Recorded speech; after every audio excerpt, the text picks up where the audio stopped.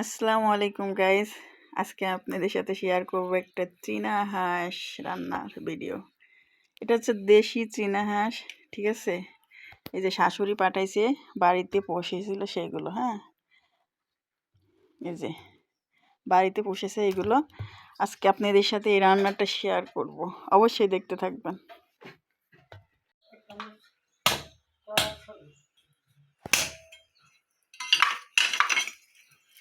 এই যে গাইস দেখতে পাচ্ছেন, আমি একদম ছোট ছোট করে বানাই নেবো মুরগিগুলা, ঠিক আছে? এই যে এরকম ছোট্ট ছোট্ট করে বানাইলে, চীন হাঁসের গোশত যেহেতু ছোট ছোট করে বানাইলে ভালো হয়। এই যে এরকম ছোট ছোট করে আমি পুরাটা বানাই নেবো, ঠিক আছে? ওইগুলোকে এই যে সুন্দর করে কেটে নিয়েছি সব এক সাইডে ছোট ছোট করে, এবং ভালো করে ধুয়ে নিয়েছি। দেওয়ার সময় আবারও ধুবো। এই যে রসুন, আদা, এই যে পেঁয়াজগুলো আমি ধুয়ে নিচ্ছি, পেঁয়াজগুলো কেটে নেবো, ঠিক আছে? কেটে তারপর আমি বাঁচতে পারবো। পুরো রান্নাটা দেখতে থাকুন, আর সে পর্যন্ত আমাদের সাথেই থাকুন। এই যে আমি নিয়ে নিলাম জিরা, ঠিক আছে? পরিমাণ মতো জিরা। এই যে আমি জিরাগুলো বেটে নেব, আমি সবগুলো পাটায় বেটে নেবো, ঠিক আছে? পাটায় বেটে তারপরে আমি রান্না করবো।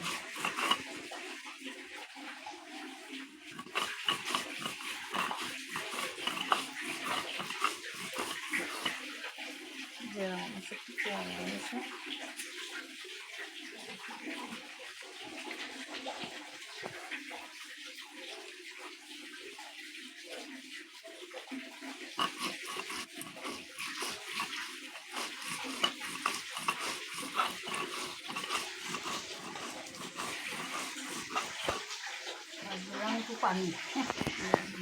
এই জিরাগুলো বাটতে একটু কষ্ট হয়, ঠিক আছে? এগুলো তো রোদে দিয়ে একদম শুকায় মচমচে করে রাখেন, তাহলে এক বাটা দিলে একদম ই হয়ে যাবে, সহজে বাটা হয়ে যাবে। আর পাটায় বেটে সেগুলো রান্না করে, আর মাটির চুলায় রান্না করলে সেগুলো বেশি টেস্ট হয়। আমি আজকে মাটির চুলায় রান্না করব। আমার হাজব্যান্ড মাটির চুলার রান্না অনেক পছন্দ করে, আমি সেই জন্য আজকে মাটির চুলায় রান্না করব। মাটির চুলায় রান্না করার টেস্টটা আসলেই ভালো হয়। আমি মূলত গ্যাসে রান্না করি, কিন্তু একটা চুলা কাটছি আমি, সেই চুলায় হচ্ছে মাঝে মাঝে গোশ রান্না করি। গোশ রান্নাটা চুলায় করলে বেশি টেস্ট হয়। এই যে আমি জিরা বেটে নিয়েছি, ঠিক আছে? একদম ফিন করে জিরাটা বেটে নিয়েছি। এবার আমি দিব আদা কুচি। আদা কুচিটা আমি ভালোভাবে বেটে নেব।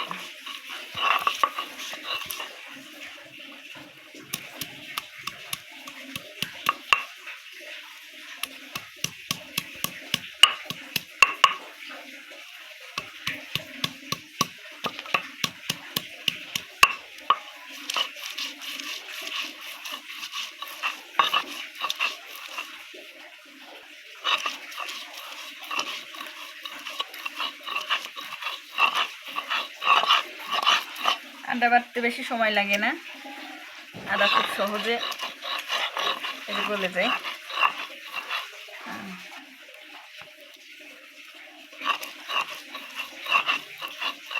আদাটা বেটে নিলাম, খুব সহজে একদম মিক্স হয়ে গেছে।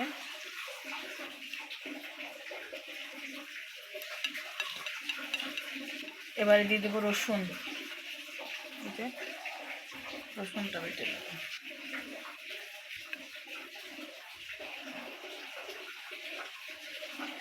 এই যে রসুনটাকে বেটে নিচ্ছি।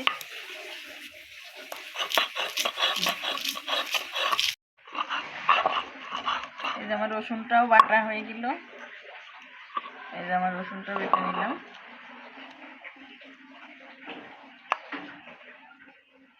এবার বাটবো পেঁয়াজ, ঠিক আছে? এই যে আমি পরিমাণ মতো পেঁয়াজ দিব। এবার বেটে নেবো পেঁয়াজটা। পেঁয়াজ বাটা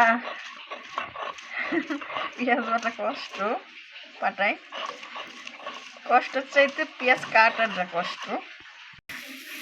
এই যে আমি সব মশলাগুলো বেটে নিয়েছি ভালো করে, পেঁয়াজ বাটা, রসুন বাটা, জিরা বাটা, আদা বাটা, ঠিক আছে। আমি এই গোশগুলো এখন মাখাবো। ভালোভাবে ধুয়ে নিয়েছি। এই গোশগুলো হয় কি, ধুয়ে রেখে দিলে আবারও কিন্তু লাল লাল পানি দেখা যায়, সেজন্য আমি আবার ভালোভাবে ধুয়ে নিয়ে আসছি। হ্যাঁ, এর ভিতরে আমি দিয়ে দেবো এই যে কাঁচামরিচগুলো আগে দিয়ে দিই। কাঁচামরিচ দিব, তারপরে এই যে পেঁয়াজ বাটা, এক এক করে সব বাটা দিব, রসুন বাটা, এটা হচ্ছে জিরা বাটা, হ্যাঁ, সবশেষে এই যে আদা বাটা। তারপর দিয়ে দেবো আমি লবণ, এই যে লবণ দিয়ে দেবো। তারপরে দিয়ে দেবো এই যে হলুদের গুঁড়া, পরিমাণ মতো সব কিছু দিয়ে দেবো। তারপর দিয়ে দেবো লঙ্কার গুঁড়া, এই যে লঙ্কা, শুকনো মরিচ, একই কথা, মরিচের গুঁড়া, ঠিক আছে। যেহেতু হাঁসের গোশ একটু ঝাল হলে ভালো হয়, ঠিক আছে, ঝাল হলে বেশিটা ভালো হবে। তারপরে আমি এই যে তেল দেব, তেলটা পরিমাণ মতো আগে দিয়ে মাখায় নিই। এরকম মাখানো গোশও কিন্তু অনেকটা টেস্ট হয়। অনেকে আবার ই করে দেন, মশলাটা ভুনে দেন, ঠিক আছে। এরকম মাখায় দিলেও অনেক মজা হয়। এই যে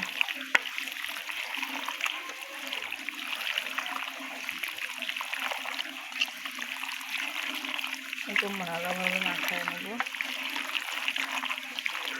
মাখানো হয়ে গেলে তেল একটু কম দিছি, মাখানোর পরে আর একটু তেল এবার দেবো, ঠিক আছে। এরকম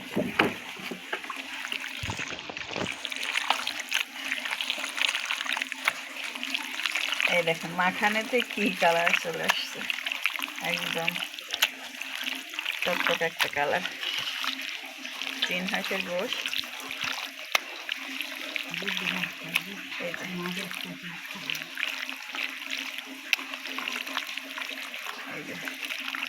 তারপরে রান্না করবো আবার আজকে মাটির চুলায়। হ্যাঁ,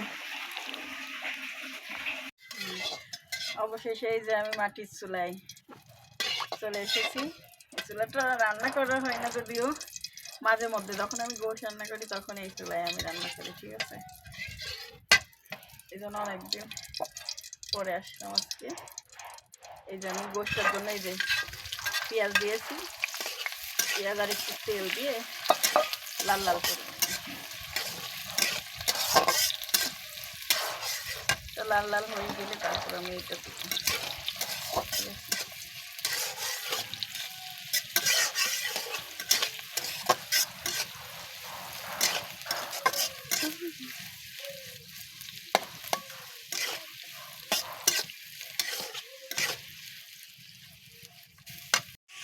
এই যে আমি পেঁয়াজটা যে লাল লাল করে নিয়েছি, ঠিক আছে। লাল লাল করে আমি এনে বাগার দিয়ে দেবো, মাখানো গোশ।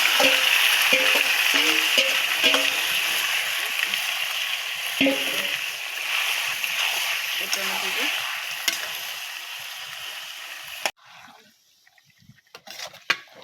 বাগারটা দিয়ে এই যে এরকম নাড়িয়ে চাইড়ে তারপর ঠিক আছে।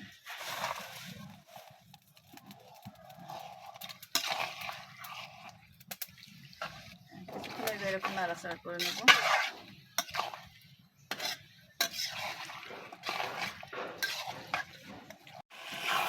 এই যে দেখেন বাগার দিয়ে আমি একদম এরকম ভাজা ভাজা করে নিচ্ছি, ঠিক আছে। এই যে পানিটা একদম শুকা গেছে। এবার আমি দিয়ে দেবো গরম পানি, গরম পানি করে রাখছি, গরম পানিটা দিয়ে দেবো।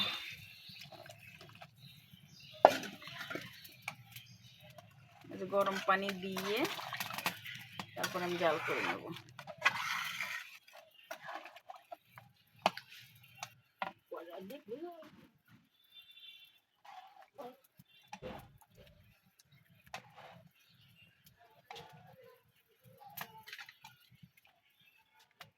ফোনে ধরি।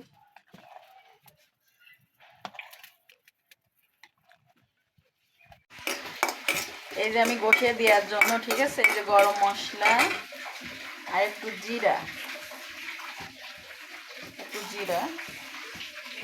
একসাথে ভেজে নেব। গরম মশলার সাথে জিরা দিয়ে এরকম ভেজে তারপরে এটাকে আমি গুঁড়া করে তারপরে গোশের মধ্যে দেবো, ঠিক আছে। এই যে হয়ে গেছে, ঠিক আছে। এখন আমি এই যে ভাজে জিরে আর গরম মশলা গুঁড়া করছিলাম এইগুলো দিয়ে দেবো। এটা দিয়ে নামানো করবো। এই ভাজা জিরা আর ভাজা এই মশলা এত সেন্ট বেরোচ্ছে, এটা দিলে আসলে সেই টেস্ট হবে। দেশি চিন হাঁস,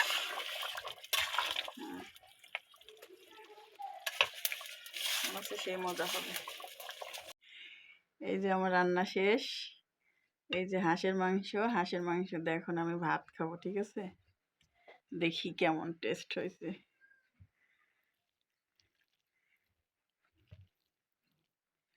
জলটা দেওয়া খায়নি। বিসমিল্লাহ।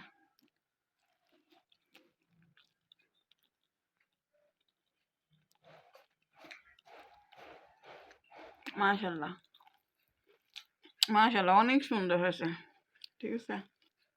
মানে আমি যতটা না ভাবছিলাম তার থেকে বেশি ভালো হয়েছে, খুব ভালো হয়েছে। দেশি হাঁসগুলো না আসলে অনেক টেস্ট হয়, আর নিজেরা যদি পোষা যায় সেগুলো আরো ভালো হয়। এগুলো আমাদের গ্রামের বাড়ি থেকে নিয়ে আসছে, এটা খাইলাম, আসলে অনেক টেস্ট। হুম হুম